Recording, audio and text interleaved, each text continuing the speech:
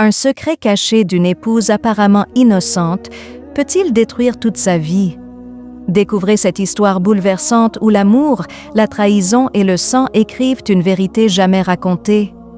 Dans les rues animées de Delhi, où le bruit incessant des voitures résonne jour et nuit et où l'éclat des marchés ne s'éteint jamais, se trouvait un simple immeuble résidentiel. Dans l'un de ces petits appartements vivaient Élise et son mari Vikram. Élise n'avait que 24 ans, une jeune femme simple et réservée. Son visage était si innocent qu'on aurait dit qu'elle sortait tout droit d'un conte de fées. Ses longs cheveux noirs ondulaient jusqu'à ses épaules et ses grands yeux exprimaient tantôt la joie, tantôt une tristesse inexpliquée.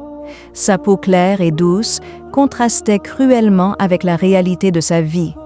Vikram travaillait comme ingénieur logiciel dans une entreprise informatique. Il quittait la maison à 9 heures du matin, rentrait vers 20 heures, épuisé, avec seulement quelques appels professionnels entre les deux. Leur mariage était devenu une routine mécanique, un thé avalé à la hâte le matin, quelques paroles creuses devant la télévision le soir, puis le sommeil sans passion. Souvent, Élise se demandait « Est-ce vraiment ça, la vie? Est-ce tout ce qui m'attend ?» Un vide profond s'installait en elle, comme un rêve ancien étouffé par le temps. Depuis l'enfance, elle rêvait d'un amour qui lui donnerait des ailes, qui la ferait se sentir vivante. Vikram était un homme bien, mais l'étincelle avait disparu. Un soir d'hiver naissant à Delhi, alors que Vikram faisait des heures supplémentaires, Élise était assise sur le balcon avec une tasse de thé chaud. Son téléphone vibra. Une demande d'amis sur Facebook. Le profil appartenait à un homme séduisant nommé Julien, instructeur de yoga. Ses photos le montraient souriant dans les montagnes de l'Himalaya, le corps athlétique, les yeux brillants d'une malice irrésistible. « Tes yeux parlent tellement !» Ce fut son premier message.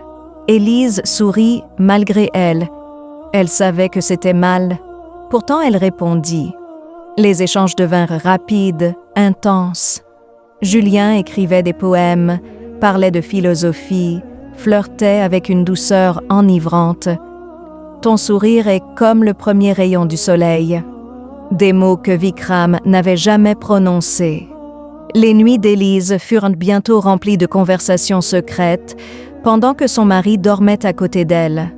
Dans son esprit, Julien devenait une obsession, une échappatoire à l'ennui, à la solitude. Était-ce de l'amour ou simplement une illusion née du vide? Quelques semaines plus tard, un après-midi silencieux, Julien l'appela. « Je suis en bas de ton immeuble, on peut se voir ?» Son cœur s'emballa. Elle hésita, puis céda. Lorsqu'elle ouvrit la porte, Julien se tenait là, souriant. Sans attendre, il la prit dans ses bras. Ce fut le début d'une relation brûlante, secrète, dangereuse. Les jours passèrent, et Élise mena une double vie. Femme au foyer le jour, amante passionnée l'après-midi. Chaque mensonge l'enchaînait davantage. Puis un jour, Vikram annonça qu'il devait partir pour Mumbai pour une formation. Il ne rentrerait que le lendemain. Cette nuit-là, Julien vint avec du vin, des fleurs, des promesses. Ils passèrent la nuit ensemble, jusqu'à ce que la porte s'ouvre brusquement. Vikram était rentré plus tôt. Le silence se brisa, les regards se croisèrent. La vérité éclata. Dans un accès de rage et de douleur, Vikram cria, pleura et s'approcha d'Élise. À cet instant, Julien saisit une lampe en métal et frappa Vikram à la tête. Le sang coula. Un deuxième coup, puis le silence. Vikram s'effondra sans vie. Élise resta figée, tremblante. La pièce sentait la mort. Ils nettoyèrent, cachèrent le corps, puis s'enfuirent vers Goa. Mais la paix ne vint jamais. Les cauchemars hantèrent Élise. Le regard de Vikram la poursuivait. Julien, autrefois séduisant, devint possessif, inquiétant. Une nuit, incapable de supporter davantage, Élise appela la police.